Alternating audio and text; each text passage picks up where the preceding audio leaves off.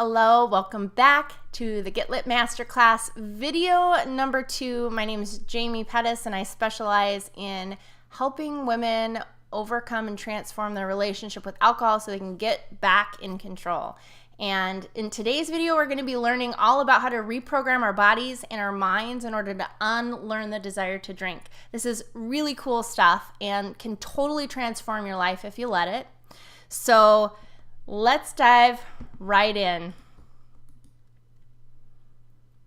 We're actually going to cover 2 things today: unlearning the desire to drink, and I'm going to be talking a little bit about how to naturally raise our dopamine levels, because if you remember in video 1, dopamine plays a really significant role in the reward center and in the habit loop that perpetuates our desire. So it's a really great idea to implement some things that will raise your dopamine levels naturally. Not only do you just feel better in general, but it also helps with those cravings and urges. So just a little review from video number 1. This is the habit loop, and so we're going to kind of be dissecting this a little bit and explaining a little bit more about how the habit loop works. First, you have the cue or the trigger, and this can be a thought, a feeling. It can also be a circumstance, a smell, a time of day, a person, anything that happens that consistently produces a strong craving or urge to drink in you is a trigger. For example, for me, a very strong trigger for me is when I was all by myself, left alone, and I knew that I wasn't going to be around anyone or see anyone until 24 hours later. I knew that I had an opportunity to drink and not get caught, and that produced a really strong urge to drink in me. So that was a trigger for me that was very strong when I was trying to get back in control and I was trying to cut back and trying to quit.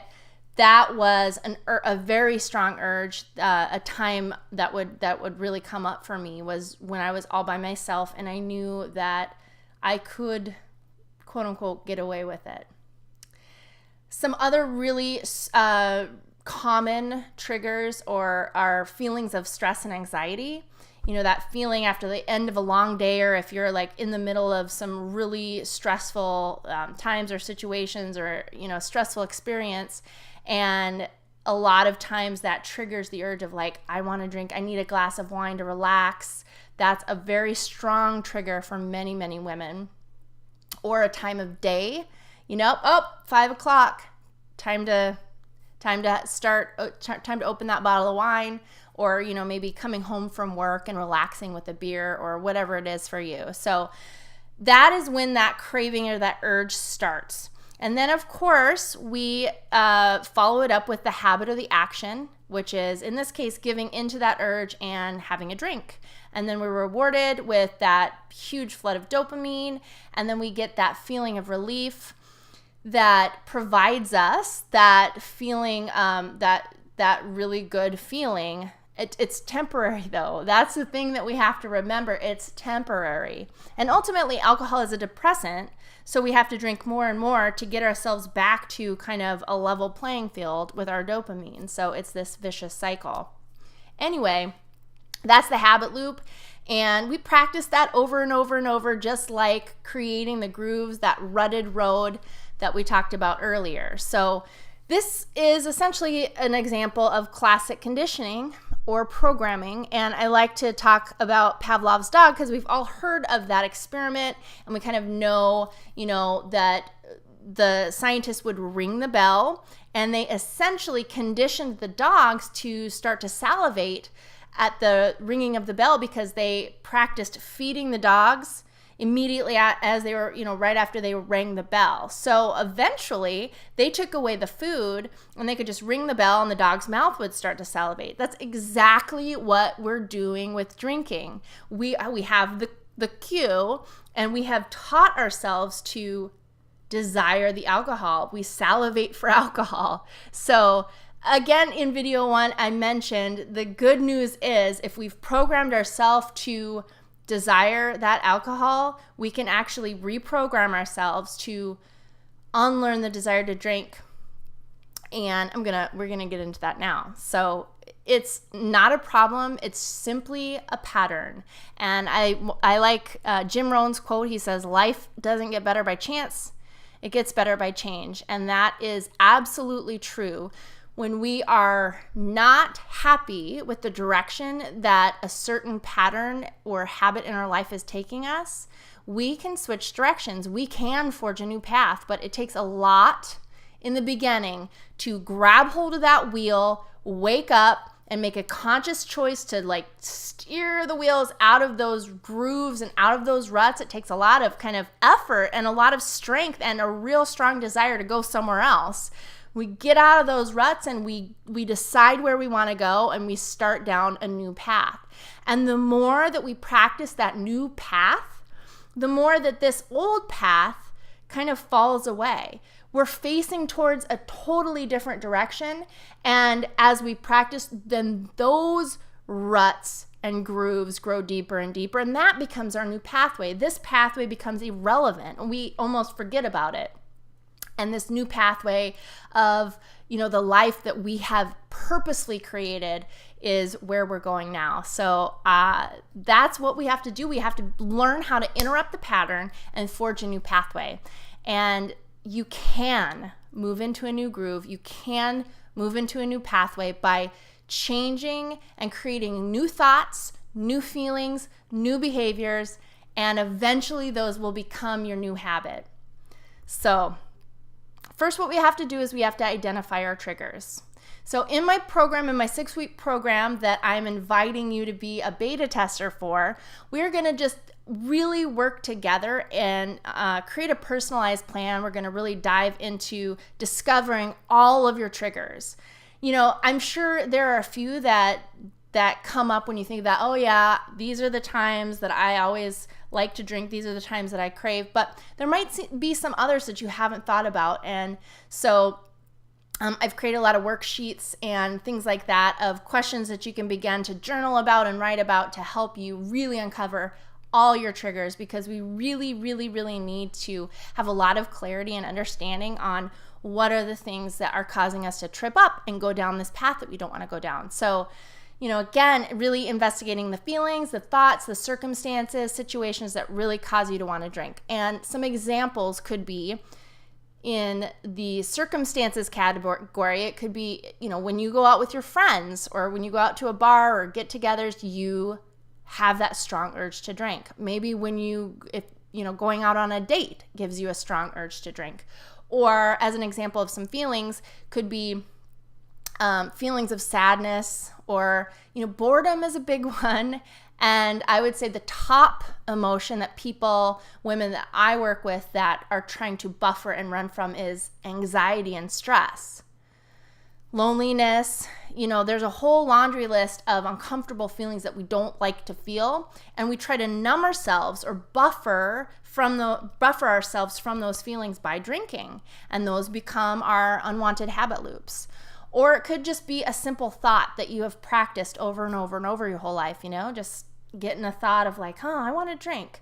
A drink sounds nice. I deserve a drink. Let's celebrate. I had a great day. Or I need a glass of wine. I had a bad day. Whatever that thought is that triggers that strong urge. So really identifying your triggers is the first step. And then the second practice or skill is called learning how to be the watcher. And you may have heard some other terms for this, but you being the witness, the watcher, the observer. This is a neutral position where we really apply a lot of acceptance and a lot of curiosity, and we kind of step back and we practice observing our behavior and observing our feelings and observing our thinking. And you're going to immediately get a benefit from this, because there is actual relief in shifting your perspective. So essentially, this practice or this skill is about recognizing that you are not your body, you're not your thoughts, you're not your feelings. You are the actual observer of those things, and you can start to watch how you respond to situations and how you react to situations, and, you know, looking at your emotions that are going on and the thoughts and all that stuff that's going on inside. And the more that you practice this through active awareness and active consciousness, what you're going to do is create a space between the stimulus and the response. And in that space is where choice is. And so when we can step back and we can observe, what we're doing is we're allowing ourselves to get the space and the pause to choose how we want to respond, how we want to act in this particular situation. And again, as that space grows and as you practice, the more and more freedom you're going to feel in those choices. So this is a really wonderful skill to cultivate, and it does take practice, but in my program, we're going to be going into much more detail on how do you do that. We're going to be going into a couple different tools and techniques that are going to help you with overcoming those cravings and those urges next. But when you're experiencing an urge or a craving, we essentially have three choices. Okay, first we can give in to the urge, obviously, and that's what we do most of the time. That's what's created that habit loop. 2, we can resist it, which is pretty miserable. Another term for this is called white knuckling it, right? So I've talked to women before, they're like, oh yeah, I quit drinking for 30 days or however long, and it was just miserable, it was terrible, it was awful, it was the most excruciating experience. Well, that's because they were resisting those cravings and those urges. They were really white knuckling the experience, and that is really not fun. It's really, really hard to sustain that's where you have to use a lot of willpower, right? You have to use your willpower not to do something or to do something, whatever it is. And we do not have an unending supply of willpower. We have a certain amount of willpower that when it's exhausted by the end of the day, that is why we give in to our urges. We have a hard time, and this information, by the way, is all the same with whether you're over drinking, whether you're overeating, whether you're over social media, whether you're overworking, whatever it is. If it's a compulsion, if it's a habit loop that you've created that you don't like anymore, all of this stuff applies. So number 2, resisting it with willpower, which is not a long-term sustainable way of doing it because your willpower runs out and you end up failing. Or number 3, we can learn how to allow it. So the key here is learning how to accept, experience, and truly feel the urge as it comes, because the fact is it's actually like a wave. Urges are like a wave. We have that impulse to, engage in the habit, and there's often a physical experience of sensations going on in the body, and they're truly like waves. They come, they rise in intensity, they peak, and then they lessen, come down, and eventually wash away. So urge surfing is actually a technique that there was a psychologist named Alan Marlett, who was actually a pioneer in the field of addiction treatment. And he came up with kind of the term urge surfing. And so this concept is really learning how to ride the wave of your craving or your urges. And this is exactly how to eventually surf the wave in a really fun way, and eventually those waves lessen and they end up going away. Just like the grooves in the old path, if you start to practice a new path, that old path is going to be forgotten, and eventually you're not even going to think about it. So with urge surfing, there's 3 phases. As I mentioned before, you have kind of that ramp up period before, and that trigger point where you first get the idea to engage in the unwanted behavior. And then you have the peak of intensity, and it comes to this high point of the urge, and then the ramp down or fall off period as things gradually end up returning to baseline. So This says that in order to urge surf, the first step is to breathe deeply and truly allow yourself the willingness to reduce the urge and let go of that behavior, the unwanted behavior, as a solution for your problem or your pain. So it's essentially like really consciously bringing your awareness to your breath and really like opening yourself up to be willing to just ride that urge and allow it to be there. And then step number 2, this says to remove yourself from the situation if you can. Now, I kind of have a different idea about this, a different opinion on this, because first of all, if removing yourself from the situation and distracting yourself is the only thing that is going to help you not engage in that behavior or not, have the drink or whatever it is, then you should do that. Definitely do what works for you, right? So if you're at a point where you need to distract yourself, you need to call a friend or go for a walk or take a bath or make some tea or go to the gym to distract yourself from that urge, do it. If that's the only thing that's going to stop you from drinking. However, the ultimate goal is to not run away from it, to not distract yourself, and to really learn how to be in the feeling of it, to really hold space for it in a really non-judgmental way, and to feel the sensations in your body and learn how to ride that feeling all the way up to the peak and all the way down. So step number 3, this says to relax the body and to practice breathing or calming techniques while staying mindful and present focused. So one thing that I like to encourage my clients to do is, if you can, when you're experiencing a craving or an urge, if you have something to write with, you could even probably like on your phone take like a voice note or a voice memo, but I don't know, there's something kind of cathartic about writing. But in your journal, you can pretend like there's this Martian that has come down to chat with you.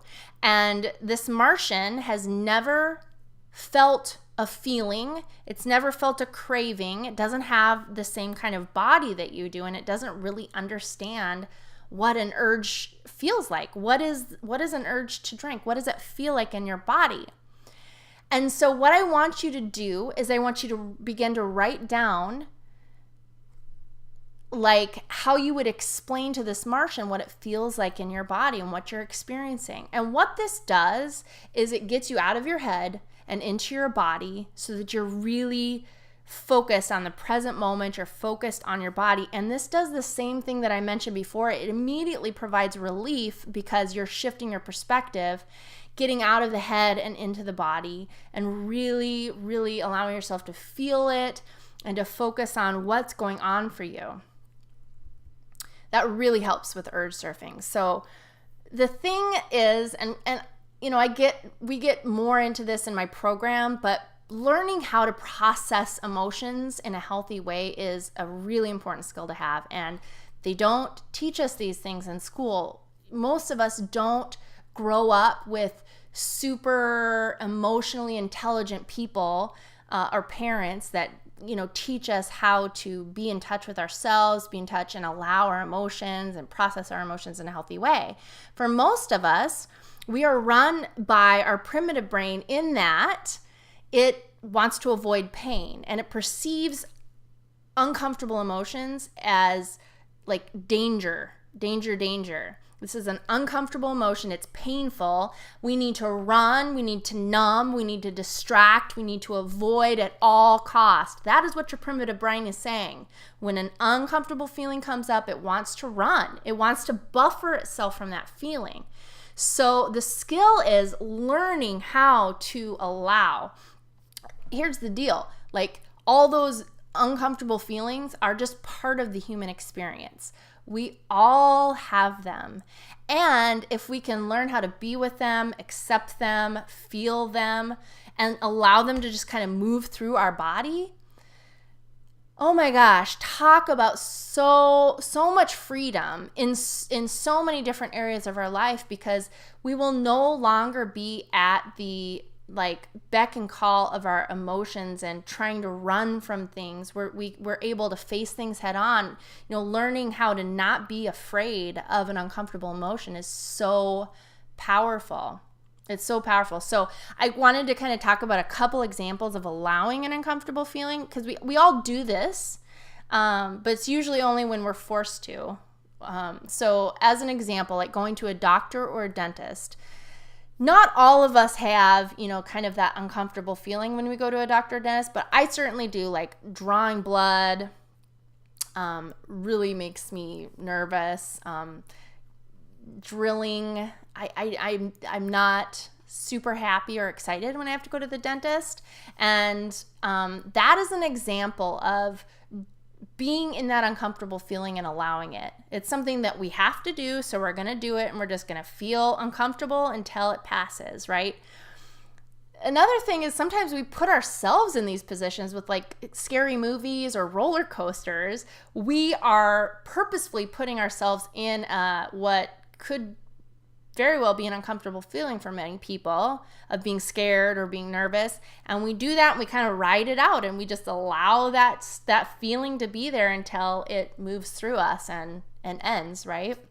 So again, that skill of recognizing our feelings and allowing it, holding space for it, is truly so powerful in so many different areas of life. And practice really, really is the key. It's all about practice. And so in my 6-week course that I'm inviting you to be a beta tester for, we are going to practice this skill among many other skills. And if you have any questions about it, because I'm kind of lumping in a lot of information into a short period of time, and these concepts are kind of bigger ideas or bigger concepts that take time to really fully understand and to be able to practice. But we're gonna hold each other accountable. We're going to create personalized plans and practice these really powerful tools to really get in control of our lives, and not just with drinking, with everything. These techniques work for all patterns of negative thinking that are causing you suffering. Very exciting. So another little technique that this acronym RAIN, okay, the RAIN of self-compassion. I love it. It's just a really easy to remember tool for kind of writing out cravings or urges, as well as just really rechanneling any situation that has you in kind of a negative thinking or feeling pattern that's affecting you in a negative way. And this acronym was first coined about 20 years ago from a lady named Michelle McDonald. And what it does, RAIN essentially deconditions the habitual ways in which you are resisting the present moment, okay? Because when we're trying to avoid or run away from or not be present, essentially we're trying to fight with what is. We're fighting with reality. And you can never win when you're fighting with what is. So, I mean, it really doesn't matter if you're resisting what is by either lashing out in anger or smoking a cigarette or having obsessive thinking or pouring yourself a drink. It's your attempt to kind of control life, whether it's internally or externally, that's really disconnecting you from your heart. And it can cause a lot of pain. So this acronym is really powerful in so many different circumstances, and it's something really neat to practice. So the first letter of the acronym is R for recognize. So first step is to really consciously acknowledge what's true for you. You can ask yourself things like, what am I experiencing right now in my body, in my thoughts, in my emotions, my situation? And as I mentioned before, just noticing and naming kind of the passing parade of thoughts and emotions and sensations can already just provide an immediate relief. And you can gently, something that I like to say to myself in those moments is, this too shall pass. This too shall pass. And you can just gently say something like that kind of really gently brings yourself to the present moment and just really allows that feeling to be there. So something interesting, they've actually had brain image studies that have they have demonstrated that recognizing and labeling emotions actually reduces the activity in the emotional reaction regions of the brain. So this is scientifically proven to be helpful, which is awesome.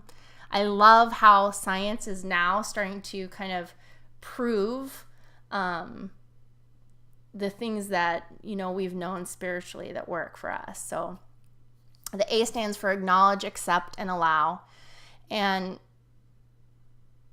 a lot of times when we have an unpleasant experience, it's really easy for us to pile on the judgment, right? We're really hard on ourselves. So we pile on the judgment, or we like to numb ourselves, numb our feelings, or, distract ourselves and focus somewhere else. But when we can simply pause and really take a life-giving pause and allow the experience, let go of all the resistance and allow yourself to experience what is. And, see if you can actually allow what is here to be here and let those emotions run its course through you.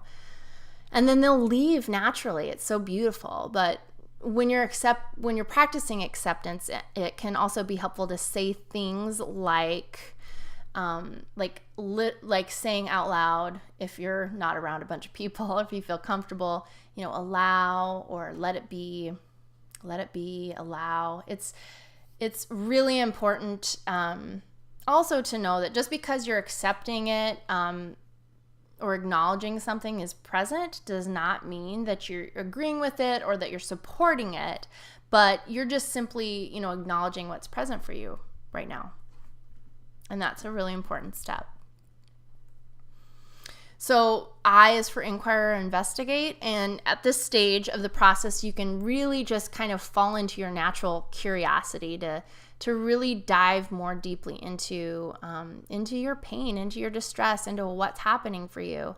And the key here that I put up on this slide is that it's so important to investigate with kindness. So you want to essentially direct a more focused attention to the present moment, and you can ask things like, okay, what triggered this? When have I felt this before? What thoughts, feelings, and sensations are connected to these feelings? Another one I like is how realistic is my thinking? Because just because we're thinking it, we go way into this in my program, because it's all about changing our mind and liminal thinking and belief systems and all of that. But it's really important to question your thinking. And we have these patterned ways of thinking that we just assume are true. A lot of them are not true. And so it's really important to kind of touch base. How realistic am I thinking right now? Some other things you can ask are there actions that I could take to help myself in this moment? What do I need? What most wants my attention? How am I experiencing this in my body? Or what am I believing? What does this feeling want from me? That's also a really powerful one too. It's really crucial to bring a lot of curiosity, a lot of compassion to your investigation. So, but unless you bring, these feelings and these thoughts into awareness, your unconscious beliefs and emotions are going to control your experience, and they are going to perpetuate your belief or your identification in that lower limited self. So it's really, really important to kind of put that light of awareness on during these times and really take a deeper look so that you can get past your programming. And then the last one's called, it's N for non-identification. And this essentially just means you're being the watcher, you're stepping back, and you're learning how to recognize that you are having an emotion, you are not your emotion. You are having a thought, you are not your thought. You have a body, but you're not your body. So you're disassociating from what's going on and from your experience, and recognizing that you're bigger than that. You are the observer of your life. And as you practice, you can create more choice and you can create the life that you want. You don't have to be subject to your programming. So, through all of this, one hugely important idea is to practice self-compassion. And I know this is kind of an overused thing, self-compassion or self-love. And it might sound corny, but truly it's so important for us to just recognize our humanness, recognize our programming, recognize what's going on, the pain that we might be in, and really kind of empathizing with yourself in the way that you would a friend or a lover or a child. In her book, Radical Acceptance, Tara Brach, she says it like this: instead of resisting our feelings of fear or grief, we embrace our pain with the kindness of a mother holding her child. And in that self-compassion and in that safety, it provides so much more opportunity for us to change and grow than when we're being hard on ourselves and, being just downright cruel. There's no, it's very hard to change when there's not a lot of self-acceptance and self-compassion. So that is, again, another skill that is really important to practice if we want to change our lives. So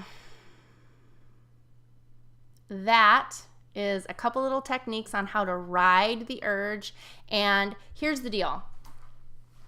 What if I told you that if you successfully practiced urge surfing 100 times without giving into the urge and without resisting the urge, but truly riding the wave 100 times, that your urges and cravings would be gone?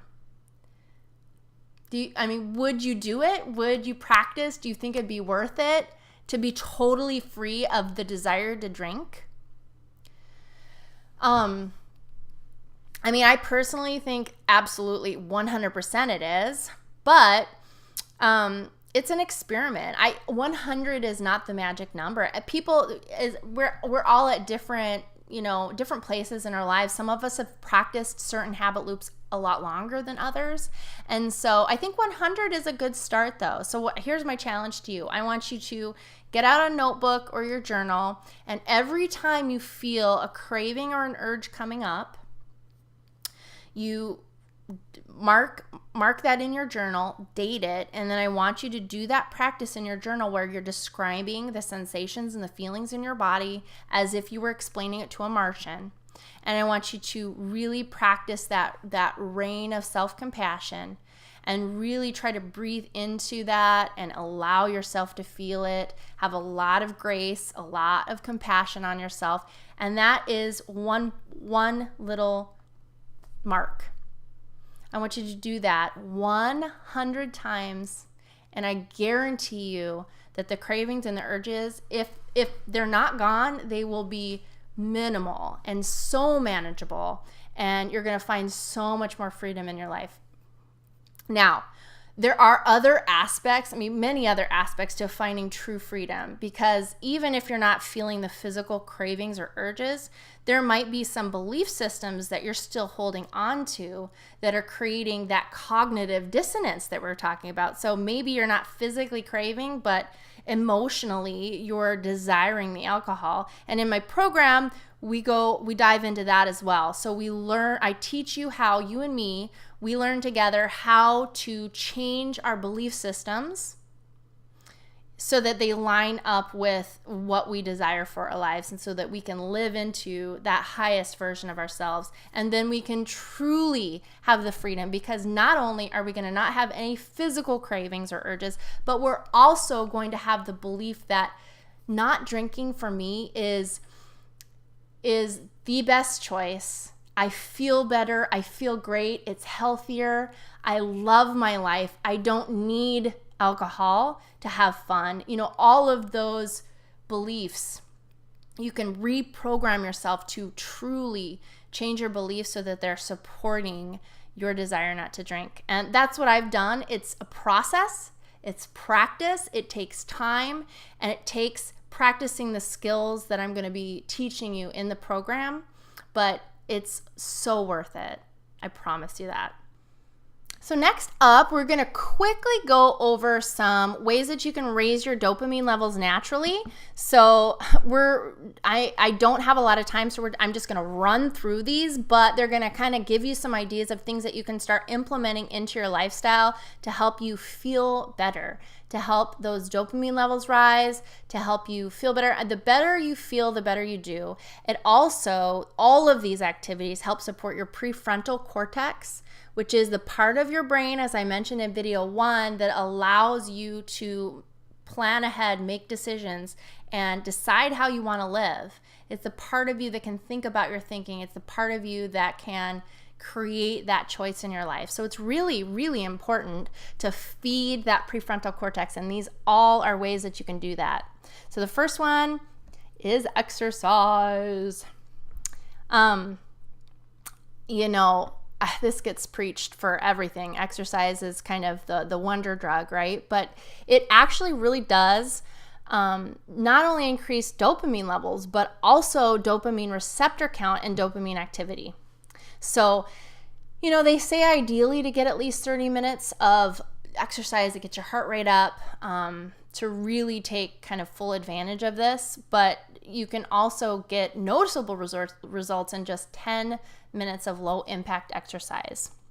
So this article I was reading says that exercise also signals the brain to release serotonin and endorphins, which are obviously two other feel-good chemicals that the brain uses to help you feel good and reduce levels of harmful stress hormones. So I know it's oversaid, it's overtaught, it's overemphasized, but that's because it makes a huge, huge difference. And so if you can find something that you love to do it. Even if you have to just get out, go hiking, walk your dogs, find something that you love though. I think that's really important. Find something that you love. Try all sorts of stuff. In my program, we have a section where we talk all about physical activity and movement and finding things that you love doing. And it's super fun because my background is in personal training and gym management, and I was a health coach for years. And so this is something I'm passionate about, and I love helping women make exercise their passion. So the second thing that helps raise your dopamine levels is tyrosine in your diet. So unfortunately, there's no such thing as a dopamine pill. But so essentially, so it's not, meaning dopamine isn't something that we can ingest. Our body produces it on its own. But we actually can eat a diet that helps with this and kind of provides the building blocks to synthesize dopamine. And one of the main dietary considerations in facilitating dopamine production is the amino acid called tyrosine. It's kind of the precursor to dopamine. So tyrosine can be found in many foods, and I'm going to read you off the list. Meat, egg, dairy, fish, and poultry. And I'm just going to do a little plug for the source of your meat, and your dairy is really important. So if you can do organic grass-fed, and if at all possible, locally sourced is ideal. So we've got bananas, avocados, apples, legumes, nuts and seeds, watermelon, oatmeal, beets, and green leafy vegetables. So write those down and start adding more of those into your diet to increase your levels of dopamine production in your body. Number 3, sunshine. We love sunshine. And actually, we need exposure to bright light in order for our bodies to turn tyrosine into dopamine. So, you essentially can consume all sorts of tyrosine in the foods that you eat, but without exposure to light, and ideally sunlight, your body is not going to be able to process it into dopamine. So they've also, in addition, found there's been a link between a lack of sun exposure and reduced dopamine receptor count. So they recommend 30 to 60 minutes of sunlight each day, and that'll ensure your body synthesizes the dopamine and prevents light-related reductions in dopamine receptors. So get outside, get your sun intake. Number 4, do you ever notice that listening to music makes you feel really good? And there are studies now that link, they found a link between listening to music and dopamine release, which is awesome. So even the anticipation of listening to music can stimulate that. And you can easily, benefit from this just by listening to your favorite tunes on a regular basis. Like, if you always forget to, turn on your music or listen, just start putting little reminders in your phone to put on an awesome playlist or listen to great music in the car, because this literally affects your dopamine in your body and makes you feel better. Number 5 is to relax more. I love that these things are all recommended things that we need to do to feel better. Relaxing. The deal is we all have a lot of stress in our life, and they've shown, as I mentioned in video 1, prolonged exposure to stress reduces dopamine levels. It also reduces the functioning of the prefrontal cortex. So it's super important that we get to the source of the things that are stressing you out, causing you anxiety, and we practice figuring out a way to reduce those, but also figuring out a way to relax more. Really cutting out as many of those stresses in your life is super important. And then also really developing good, healthy coping methods for de-stressing and relaxing. So some things like yoga, massage, mindfulness, meditation therapy, they're really, really great ways to relax and de-stress. And they've also been found to increase dopamine levels in the brain, which is awesome. And then the last thing that I want to mention that raises dopamine is to challenge yourself. So, dopamine obviously plays a really big role in behavior and motivation. And essentially, when we accomplish a goal, our brain releases dopamine. So setting and achieving goals is a really great way of increasing dopamine in our system and makes us feel so much better. So, even each time, if you have like to-do lists and each time you check off something on your task list, they can be even little things like making your bed or taking out the trash or whatever. Your brain kind of rewards this sense of accomplishment with a little dose of dopamine. So, those are the 6 things that I mean, there's more, but those are the 6 main things that I want to mention. So you can combine a few of those, like the exercise, the sunshine, and the challenging yourself by, maybe going outside and going on a big hike or coming up with a physical challenge that you can do or train for. That's a couple things that I love doing that really helps me keep my dopamine levels up. And so in the next video, I am really looking forward to discussing the 4 additional skills that you can begin to practice in order to really let go of the over drinking, the habits of over drinking, and really learn how to get back in the driver's seat, really find a lot of freedom and joy in your life in not just drinking, but in every area. So please stay tuned for that. I'll see you in video number 3.